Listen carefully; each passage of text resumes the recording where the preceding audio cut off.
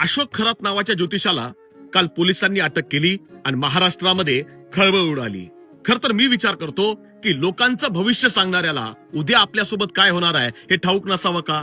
पण तो त्याचा व्यवसाय आहे. लोकांना मूर्ख बनवणं हा अशा लोकांचा व्यवसाय आहे. मला त्याचं विशेष वाटत नाही. मला विशेष त्यांचं वाटतं की स्वतःला उच्च विद्या विभूषित म्हणणारे, सुशिक्षित म्हणणारी लोक ज्यावेळी अशा भोंदू लोकांच्या पायावर पडतात, त्यांच्या पायाचं पूजन करतात, त्यांच्या डोक्यावर छत्री ज्यावेळी धरतात ना, मला त्यावेळी त्यांचं विशेष वाटतं. मुळात प्रश्न असा आहे की जगात अशा प्रकारची कुठली विद्या उपलब्ध आहे का की जी लोकांचं भविष्य सांगू शकेल? अजिबात नाही. उद्या तुमचं भविष्य काय आहे हे सांगणारी विद्या जगाच्या पाठीवर कुठेही उपलब्ध नाही. अशा प्रकारचं कोणतंही तंत्रज्ञान, मंत्रज्ञान जगामध्ये उपलब्ध नाही. याचं कारण असं आहे की जर असं तंत्रज्ञान असतं तर जगातल्या सर्व शक्तिमान लोकांनी, मग तो ट्रम्प असो, पुतीन असो, अशा वेगवेगळ्या लोकांनी अशा सगळ्या ज्योतिषांना उचलून आपल्या ऑफिसमध्ये नेलं असतं आणि सांगितलं असतं उद्या काय घडणार आहे ते आम्हाला सांगा. मुळात असं कोणतंही तंत्रज्ञान उपलब्ध नाही. हे सामान्य लोकांना मूर्ख बनवायचे धंदे आहेत आणि यामध्ये सर्वात जास्त महिला फसतायत. 15 दिवसापूर्वी दुबईमध्ये ज्योतिषांचं संमेलन झालं आणि या संमेलनाकरता भारतामधले अनेक ज्योतिषी गेले होते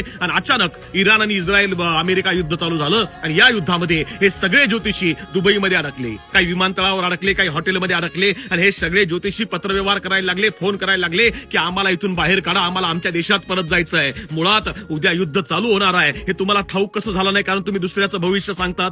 तुमचं भविष्य काय आहे हे जर तुम्हाला ठाऊक नाही तर तुम्ही दुसऱ्याचं भविष्य कसं सांगाल? हा सगळ्यात मोठा प्रश्न आहे. मुळात महात्मा फुले, शाहू महाराज, बाबासाहेब आंबेडकर, शिवछत्रपती या सगळ्या महापुरुषांनी आम्हाला हे समजावून सांगितलं. आम्हाला समजलं नाही. या सगळ्यांचं समजलं नसेल ना तरी हरकत नाही, पण बहिणाबाई चौधरी नावाची शाळेत न गेलेली जगाच्या पाठीवरची सर्वोत्तम कवयित्री आम्हाला सांगत होती की नको नको ज्योतिषा, माझा हात नको पाहू, माझं भविष्य मला ठाऊक, माझ्या जवळ नको येऊ. हे सांगण्याची ताकद ही बहिणाबाईंमध्ये होती.